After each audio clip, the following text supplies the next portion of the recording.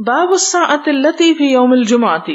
اس ایک گھڑی کا موقع کہ جو جمعے کے دن ہوتی ہے، یا وہ کون سی گھڑی ہوتی ہے جو بڑی قبولیت کی ہے۔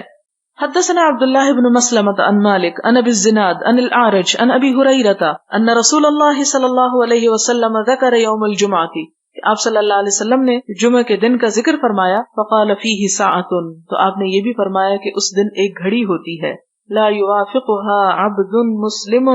تو نہیں موافقت کرتا اس گھڑی کی ایک مسلمان بندہ، وہو قائم، اور وہ کھڑا ہوتا ہے یعنی نماز پڑھ رہا ہوتا ہے، یصلی، نماز پڑھتے ہوئے، یسأل اللہ تعالی شیئا، اللہ سے وہ سوال کرتا ہے، الا آتاہ ایاہ، مگر وہ اس کو عطا کر دیتا ہے۔ اس سے کیا پتہ چلتا ہے کہ نماز کی حالت میں بھی اگر دل میں انسان کچھ مانگ لیتا ہے اللہ سے تو اس پر حرج نہیں ہے، کیونکہ اللہ ہی سے وہ بھی ایک تعلق ہے۔ واشار بیدہ یقللها، اور آپ صلی اللہ علیہ وسلم نے اپنے ہاتھ سے اشارہ کر کے بتایا کہ وہ تھوڑی سی ہے، یعنی چھوٹی سی گھڑی ہے، لمبا وقت نہیں ہوتا، بس وہ آتی اور چلی جاتی۔ اس وقت اگر کسی کو مانگنے کی توفیق ہو جائے، یعنی اس دل کا اللہ کی طرف مائل ہونا اور اس گھڑی کا آنا اکٹھے ہو جائیں، تو وہ فوراً وہ دعا سن لی جاتی۔ پھر آپ کہیں گے کہ وہ گھڑی کون سی؟ تو یہ دراصل پوری اس نماز میں خشوع و خضوع اور اللہ سے تعلق جوڑے رکھنے کی طرف اشارہ ہے کہ انسان پھر اگر حریص ہوگا کہ مجھے وہ گھڑی مل جائے تو وہ پھر غافل نہیں ہوگا، پھر سارا وقت وہ اللہ تعالیٰ ہی کی طرف مائل رہے گا۔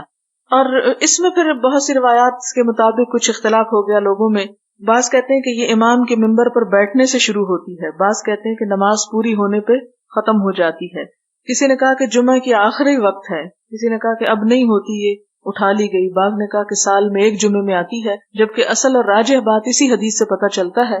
کہ وہ نماز کے دوران ہوتی ہے، اور نماز شروع ہو جاتی خطبے کے شروع ہونے سے ہی۔ تو کیا مراد ہے کہ جب سے خطبہ شروع اور جب تک سلام نہ پھیر لیا جائے اس وقت تک توجہ زیادہ سے زیادہ یکسوئی اور خشوع و خضوع دل میں باقی رہنا چاہیے، اور باتیں سوچنے کی بجائے اللہ تعالیٰ سے تعلق جوڑنا چاہیے۔